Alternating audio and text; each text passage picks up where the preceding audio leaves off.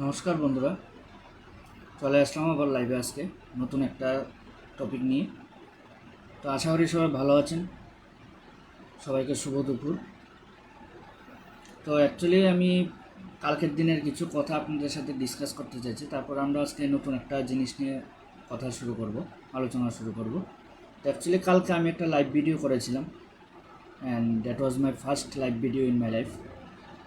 তো সবাই কমেন্ট আমার কাছে ভালো লেগেছে, অনেকে আমাকে ভালো ভালো কমেন্ট পাঠিয়েছে, প্লাস ভিউয়ার্স অনেক ভালো দেখলাম আজকে। তো আরও কমেন্ট আপনাদের থেকে আশা করি, তাহলে ভবিষ্যৎ দিনে আরও ভালো ভালো টপিক নিয়ে আপনাদের সামনে আসতে পারবো, তুলে ধরতে পারবো। আর কাইন্ডলি সবাই আজকের ভিডিও শেষে সবাই নিচে কমেন্টে জানাবেন যে কার কোন জায়গাতে কী ডাউট আছে বা না আছে, সব কিছু জানাবেন। তো আজকে আমরা যে টপিকটা নিয়ে শুরু করছি সেটা হচ্ছে বিজ্ঞানের একটা টপিক, মানে সায়েন্স সাবজেক্ট একটা টপিক নিয়ে শুরু করছি।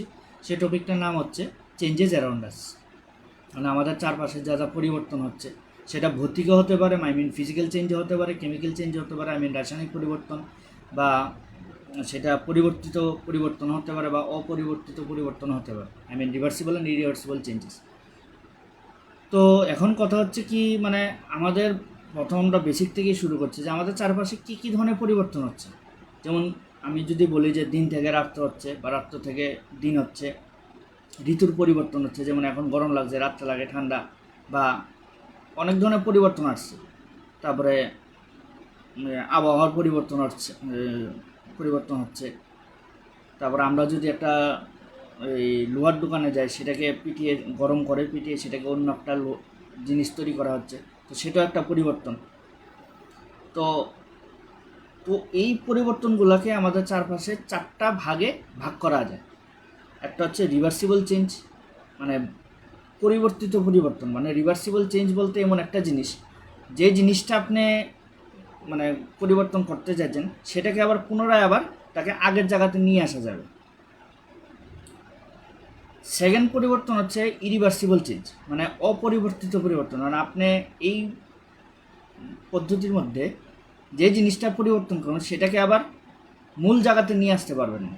মানে প্রধান যে পরিবর্তন, যে জিনিসটা থেকে আপনি কাজটা শুরু করছেন, ওই জিনিসটাতে আপনি নিয়ে আসতে পারবেন না, সেটাকে বলে ইরিভার্সিবল চেঞ্জ। তারপরে আসছে আপনার ফিজিক্যাল চেঞ্জ, মানে ভৌতিক পরিবর্তন। মানে ভৌতিক পরিবর্তন আমরা যদি সহজ বাংলায় বলি, মানে শারীরিক পরিবর্তন। মানে শারীরিক পরিবর্তন বলতে একটা জিনিসের আকার চেঞ্জ হচ্ছে, আকৃতি চেঞ্জ হচ্ছে, প্লাস তার গঠন চেঞ্জ হচ্ছে, সব কিছু হচ্ছে, কিন্তু তার যে ভিতরগত যে ব্যাপারগুলো, সেগুলো আপনি ফিরিয়ে আনতে পারবেন না।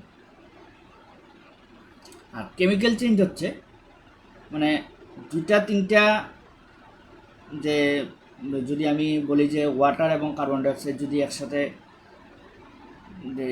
অক্সিজেন এবং হাইড্রোজেন যদি আমরা রিয়াকশন করি, তাহলে কী তৈরি হচ্ছে?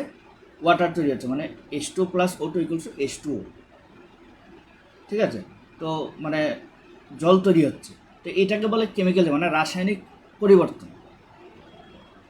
তো এবার চলি, আমরা শুরু করি প্রথম থেকে আবার।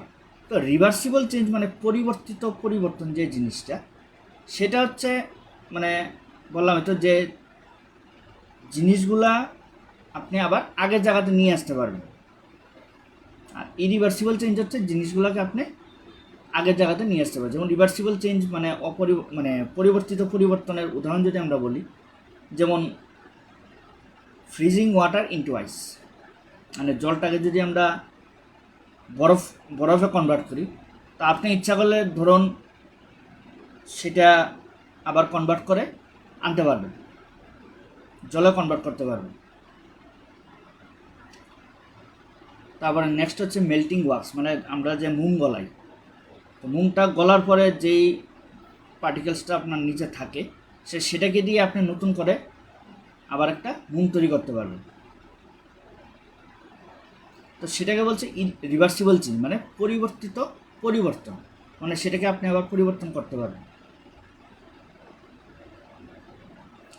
সেকেন্ড হচ্ছে ইরিভার্সিবল চেঞ্জ। ইরিভার্সিবল চেঞ্জ হচ্ছে যেমন যেটাকে আপনি আর পুনরায় আগের জায়গাতে নিয়ে আসতে পারবেন না।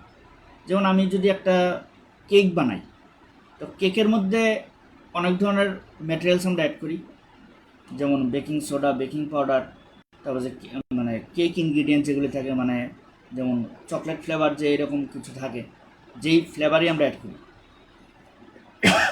সরি।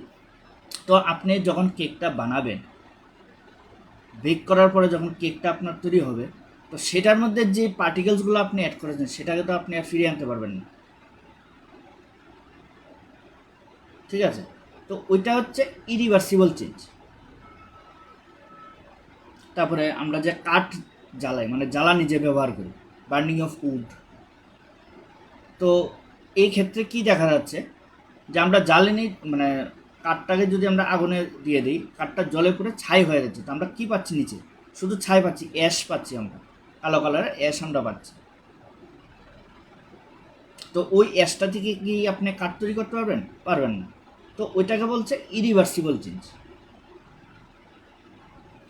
তারপরে বা আপনি যদি একটা ম্যাস্টিক জ্বালান, তো ওই ম্যাস্টিকটা জ্বালানোর পরে যে বারুদটা পুড়ে যায়, তো সেটাকে কি আপনি আবার পুনরায় জ্বালাতে পারবেন? জ্বালাতে পারবেন না। তো মানে জ্বালাতে পারবেন বলতে ইউজ করতে হবে, ইউজ করলেই তো মানে ইউজ করা মানে এখানে জ্বালানি, মানে আপনি যদি জ্বালাতেই না পারেন, ইউজই না করতে তাহলে কী করে জ্বালাবেন? তো সেটা হচ্ছে ইরিভার্সিবল চেঞ্জ।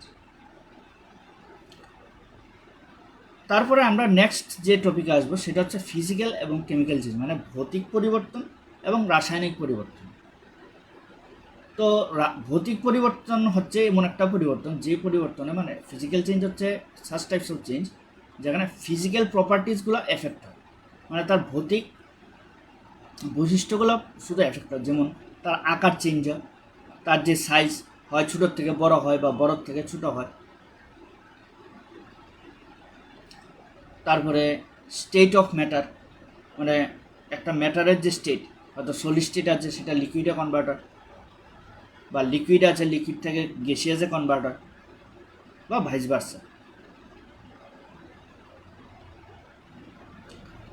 তো এখন ব্যাপার হচ্ছে কি, তো যে ফিজিক্যাল চেঞ্জের যদি আমি